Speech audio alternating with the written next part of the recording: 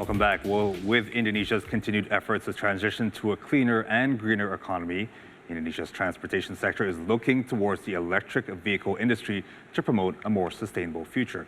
Metro Globe's Audrey Widodo has the full story. As Indonesia's GDP and population continue to grow, there is higher demand for energy across the country, which is why the efforts to transition to a more sustainable and greener economy is more important than ever. With increasing investments in clean and renewable energy, Indonesia's transport sector is pushing the country's target goal of net zero carbon emissions by 2060. One way they hope to achieve this is through the electrical vehicle industry, where support for infrastructure such as charging stations and incentives has increased the demand and interest across the nation. According to Google Indonesia, internet searches for electric vehicles has significantly increased over the past few years. When we look at, let's say, specifically at YouTube, we observe like 60% growth for electric car topic. But when we look at on Google search, there are like 53% search increase for the hybrid vehicle topic. And then the search, it's not only about the category, but it's already on the price search, meaning that consumers already very curious about the product and they have the intent to buy. And it's not just mere interest or intent, but the sales of electric cars in Indonesia are also continuing to increase. With 2,039 units sold in the first 6 months of 2022, a 0.59% increase compared to the previous year. Indonesia's auto industry as a whole is putting a heavier focus on electric vehicles. For example, the country's largest auto expo, the Gaikindo Indonesia International Auto Show, or GIAS, is showcasing more and more electric vehicles this year, as interest and demand continue to rise. With the total electric car sales of 1,594 at GIAS this year, many consumers are leaning towards battery-powered vehicles more than hybrids. And there are already a number of electric vehicles that are being produced in Indonesia, making it more accessible for consumers. From Korea, we can see that basically Hyundai, one of the automotive from Korea, is actually developing their car in Indonesia, such as actually the Ioniq is actually produced in Indonesia as a battery cars EV. And then if you see as well that in Wuling from China, they're also producing a small electric vehicle in Indonesia. Variations of the price is actually very big, but Wuling is actually, we can call it actually is the cheapest one, which is actually below 300 million rupiah. But of course, that's actually a very small car. Meanwhile, for the Ioniq, it's actually is about 600 to 700 up to 800 million rupiah. It's quite a reasonable size car. With the price range of electric vehicles spanning from 300 million rupiah to up to 2 billion, the market caters to a range of consumers who are either looking for affordability or luxury, increasing the demand and reach across the nation. So data shows a significant increase in interest for electric vehicles and motorcycles. But are Indonesians really shifting towards battery-powered vehicles? To find out what it's really like, I'm going to talk with popular automotive content creator and also electric vehicle owner, Mas Fitra. Terima kasih untuk waktunya. Sama-sama. Jadi ini mobil listrik Mas Fitra? Yes, ini mobil listrik saya sekarang, Hyundai Ioniq 5. Boleh diceritakan lagi apa bedanya dibanding mobil BBM?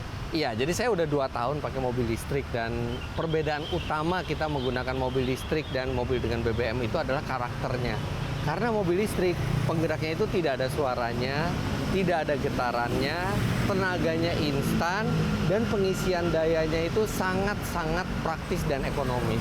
Sedangkan di mobil listrik, itu behaviornya berbeda. Karena sebenarnya stasiun pengisian mobil listrik tidak hanya di SPKLU, tapi bisa di rumah masing-masing.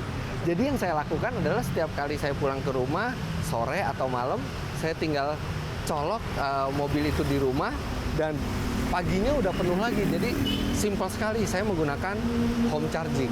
Ayo, mau lihat home charging saya? Boleh, Mas. Oke, kita jalan. Saya akan kasih lihat bagaimana saya mengisi daya tiap hari mobil listrik di rumah. In Jakarta, there are only 20 publicly available EV charging stations, while across Indonesia, there are only 332 charging station units, mainly in Java as of July this year. But Fitra said this has never caused his car to run out of battery, and with charging stations across Java, he is able to take his car on trips out of Jakarta to neighboring cities. Nah, Mas Fitra, Yes. jadi mobil ini bisa dibawa keluar kota nggak? Oh bisa. Maksudnya saya juga pernah, cuman belum sampai yang luar kota yang jauh ya, masih sebatas Cirebon, Bandung. Nah, karena memang kan jangkauannya dia sekitar 480 sampai 500 km gitu, jadi cukup. Kita harus ngisi listrik lagi di rest area. Terus berapa lama di rest area? Nah, di rest area agak beda chargernya dengan charger di rumah. Kalau di rest area itu dia chargernya yang DC arus arah dan itu 50.000 watt. Nah, dengan 50.000 watt kita itu bisa menuhin mobil ini dalam waktu sejam bahkan kurang. Kalaupun kita nggak tahu di mana rest area yang ada charging stationnya, kita bisa keluar di kota terdekat, kita cari dealer Hyundai aja. Di semua dealer Hyundai di Indonesia itu ada chargingnya.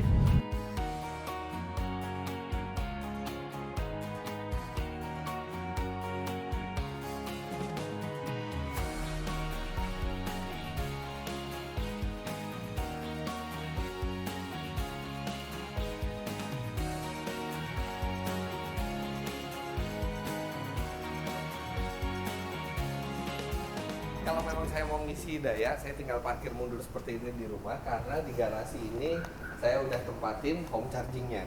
Nah, ini wall charging ini didapat pada saat saya beli mobil.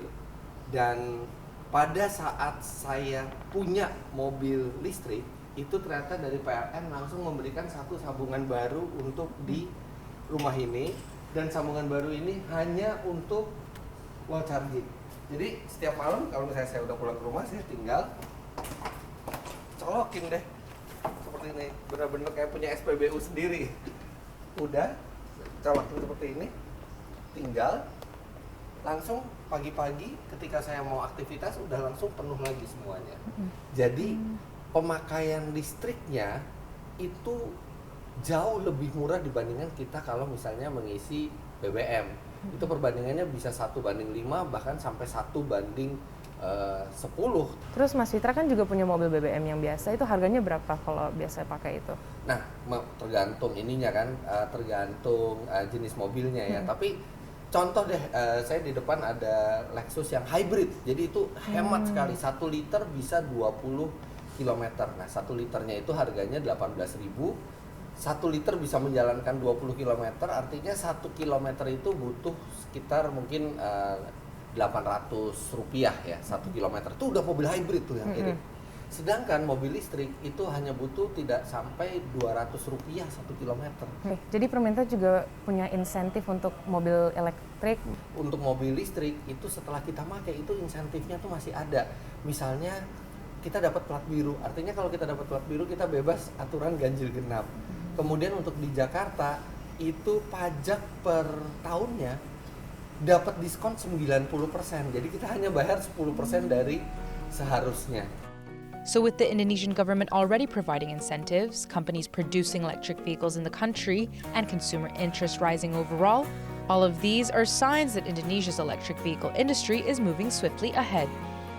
If you ask me what's the outlook will be, I'm thinking it's going to be a positive outlook for EV market in Indonesia, because like from the consumer point of view, the interest is there. And then from the supply perspective, there are several brands that are coming in.